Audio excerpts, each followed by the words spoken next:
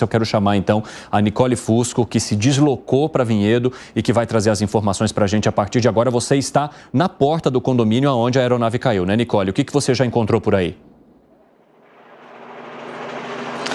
Oi, Evandro, boa tarde para você, para todo mundo que nos acompanha. Exatamente, a gente está aqui em frente ao condomínio Recanto Florido, que foi onde esse avião de pequeno porte caiu na tarde desta sexta-feira. O que a gente pode ver por aqui é a quantidade enorme, né, de corpo de bombeiros, também de policiais militares que estão atendendo essa ocorrência aqui no residencial Recanto Florido. A gente tem as informações de que ao todo eram 58 pessoas que estavam dentro dessa aeronave, mais 4 tripulantes. Ainda estamos aguardando, né, mais informações a respeito dessas pessoas, né? As primeiras informações aqui, infelizmente, não há sobreviventes, mas a gente ainda está esperando essas informações, então, oficiais. Mas dá para dizer que tem muita gente mobilizada aqui para atender essa ocorrência. A gente sabe também que o governador de São Paulo, Tarcísio de Freitas, do Republicanos, estava, né, numa agenda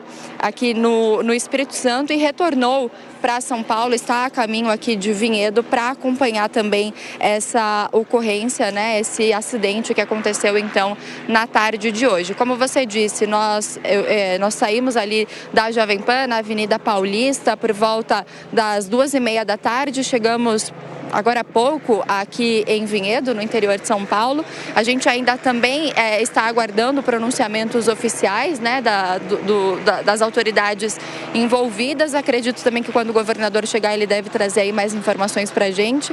E qualquer novidade, então, a gente volta a acionar vocês para trazermos essas informações ao vivo aqui na nossa programação. Evandro.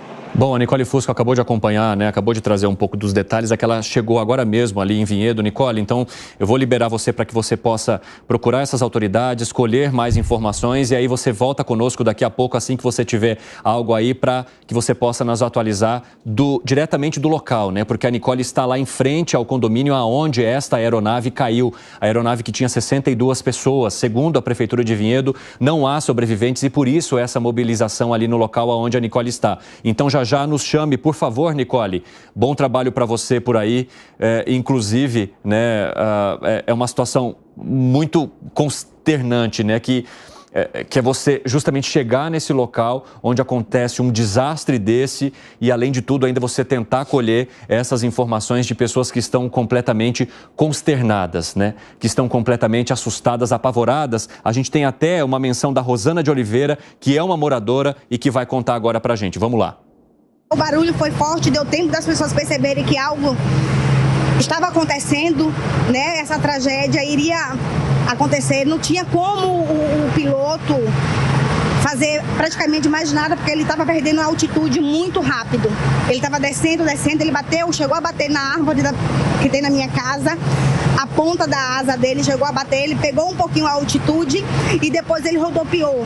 Subiu mais um pouquinho e rodopiou. Eu pensei que ele fosse cair em um terreno de árvores que tem lá na minha casa, né? Porque foi muito, muito forte, muito intensa a explosão. É a manifestação da Rosana, que é uma moradora que vive ali no local onde a aeronave caiu. Gustavo Segré queria falar com você, Diogo. Fala lá, Segré. O hobby do Diogo é muito mais elevado que o meu, é piloto de linha aérea. Né? E assim, essa aeronave não é uma aeronave de pequeno porte, né? A gente está falando de uma aeronave de médio porte, seria? Pequeno porte não é avião comercial mesmo. Uhum. Mas eu queria ver com o Diogo se ele tem informação. O ATR-52, em geral, as aeronaves têm um sistema que evita a formação de gelo e tem algumas outras aeronaves que têm um sistema hidráulico em que quando se junta gelo, ele faz como se fosse, enche um balão e quebra o gelo. Então não sei se o Diogo tem essa informação sobre o sistema antigelo que possa ter o ATR-52. Sim, o ATR-72. 72, ATR-72-500. A ATR é uma fábrica, pode-se dizer uma subsidiária, uma coligada da Airbus. É uma fabricante muito boa, muito confiável. Ele tem o sistema de boots, que é esse que é um sistema pneumático, né, que ele infla e ao inflar quebra aquele gelo todo. E é para voar em condições de gelo, não há restrições para o voo que ele vinha fazendo.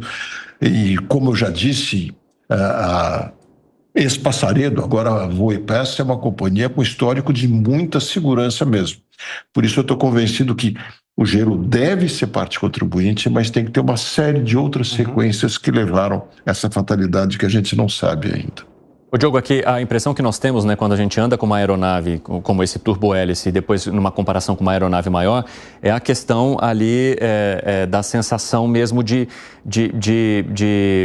impacto na aeronave do vento, né? Porque nessa aeronave parece que ela chacoalha mais, parece que ela é mais instável. Justamente por isso, numa aeronave maior, principalmente essas que fazem voos internacionais, é como se você estivesse andando ali num trem sem sentir absolutamente nada, a não ser que você pegue uma turbulência. Mas fora isso, você nem sente mexer, né? Por que dá essa sensação? E mesmo com essa sensação, por que ela é considerada uma aeronave extremamente segura? Pois é a característica do avião. Todo avião é seguro, especialmente os aviões usados na aviação comercial, desde que usado dentro do seu envelope, dentro das regras para as quais ele foi feito, né?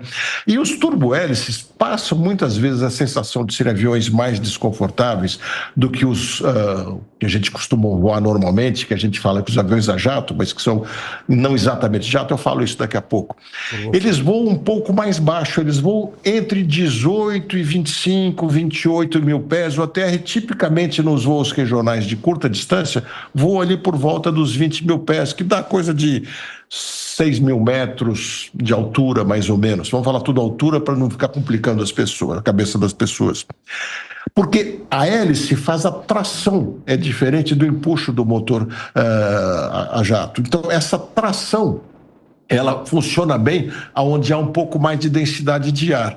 E é justamente onde está o início da formação dos CBs, que são aquelas nuvens um pouco mais pesadas, é onde está a turbulência mais frequente e por isso ele chacoalha mais. Não tem nada a ver com piloto barbeiro, nem com um avião inseguro, é a faixa de ar aonde ele voa. De outro lado, quando você está num avião de longa distância, num avião chamado a jato, ele pega menos turbulência, ele está acima disso, mas às vezes quando pega, as correntes de ar chegam a atingir 150, 200, 250 quilômetros por hora. Então, quando você pega correntes turbulentas, a turbulência pode ser extremamente severa, diferente da média altitude, que é uma turbulência incômoda, mas dificilmente extremamente severa. Que foi aquelas turbulências que acompanhamos recentemente, que atingiram algumas aeronaves de voos internacionais, em que as pessoas foram lançadas, né? Saíram extremamente feridas, outras foram parar no bagageiro. Então, são essas situações, são turbulências que colocam a aeronave numa situação de bastante impacto, assim, para quem está ali, principalmente viajando sem o cinto de segurança. Fala, Evandro, pegando uma carona no seu comentário, eu tenho uma impressão que agora essas turbulências estão mais frequentes. É impressão minha, mas tem muita notícia de turbulência ultimamente, as turbulências estão mais severas, estou falando ao redor do mundo mesmo. Diogo, você tem alguma informação sobre isso? Sim, a comunicação está muito mais frequente, Gani. Essa é a grande diferença. Então a gente sabe tudo o que acontece a toda hora. Mas é muito importante falar disso, porque turbulência não derruba avião. Mas é a maior causa de acidentes e de ferimentos e até de morte, algumas vezes, em pessoas, justamente a turbulência. Porque está tudo tranquilo, a pessoa deixa de usar o cinto de segurança e a gente sempre diz, nunca deixe de usar o cinto de segurança, mesmo quando você estiver voando tranquilamente em céu claro. Porque existe a turbulência de céu claro também e pode te jogar até o teto. E o pior não é quando ela joga você para cima, é quando a corrente de ar vem de baixo para cima e aí lança o avião para subir mais e a pessoa cai como uma pedra e aí que pode se machucar. Então, se precisar ir ao banheiro, solte o cinto, vá ao banheiro, volte, coloque o cinto. Vai dormir, deixa o cinto folgado, mas fique de cinto sempre. Sim, fala, Segré. Nesses aviões turbohélices, o que a gente escuta é mais barulho, né? Barulho quando inicia. Parece que você sente tremer mais ali a poltrona, né? Até que estabilizam as duas hélices aí, fica mais tranquilo. Mas a gente costuma dizer que aqueles voos comerciais de aviões muito grandes é gerenciar o voo. O piloto mesmo é o piloto de avião pequeno e esse tipo de ATR que também o piloto participa um pouco mais no voo mesmo. Nos outros aviões, como a gente está acostumado a ir a qualquer outro destino, é mais o gerenciamento de voo. O avião faz praticamente tudo sozinho. Agora, Diogo, em que porte a que porte pertence esse tipo de aeronave para a capacidade de 68 pessoas? É uma aeronave de médio porte, feita para linha aérea de médio porte, bastante tradicional, já tem décadas que é fabricado, bastante confiável, né, o mais vendido na sua categoria e muito adequado para distâncias entre 500 e até 1.000 quilômetros. 400 até 1.000 mais ou menos, aí ele se encaixa perfeitamente, se ele tem uma relação custo-benefício muito mais adequada e também, por ter uma capacidade menor de passageiros, ele pode operar em cidades menores, que é o caso desse ATR. São os alimentadores de rota, que a gente chama, e esse avião pousa com frequência no aeroporto de Congonhas, inclusive é o menor avião comercial que tem operado em Congonhas, com absoluta segurança, sem dúvida. O que aconteceu foi uma raridade, uma casualidade em toda a história da fabricação desse avião, não sei quantos foram feitos, mas temos apenas 8 acidentes no mundo inteiro com eles, alguns mais graves, outros menos graves. Este me parece que é o mais grave que já aconteceu com um ATR.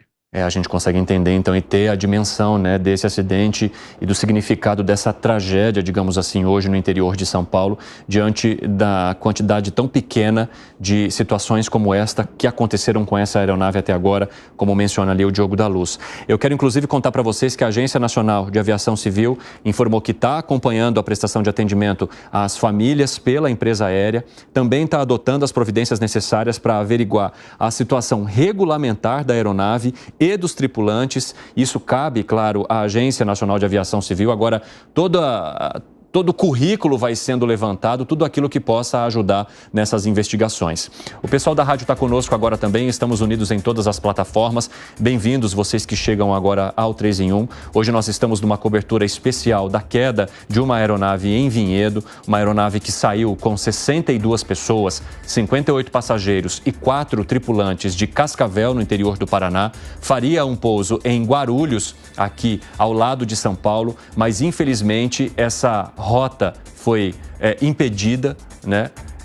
Essa aeronave teve um problema grave, caiu ali em Vinhedo, girando mesmo, né? No que eles chamam aí de um efeito de parafuso chato, eles acabaram de explicar para a gente aqui, os pilotos que participam conosco aqui dessa edição do 3 em 1, e aos poucos a gente vai trazendo mais informações, as atualizações que vão chegando pelas autoridades e, claro, também atualizações das famílias e parentes que perderam essas pessoas hoje neste acidente, nessa tragédia que aconteceu ali no interior de São Paulo. As autoridades já estão mobilizadas lá, inclusive os governadores de São Paulo e do Paraná também estão a caminho para poder acompanhar de perto esse trabalho, já que uma base foi montada ali a 100 metros do local onde o acidente aconteceu.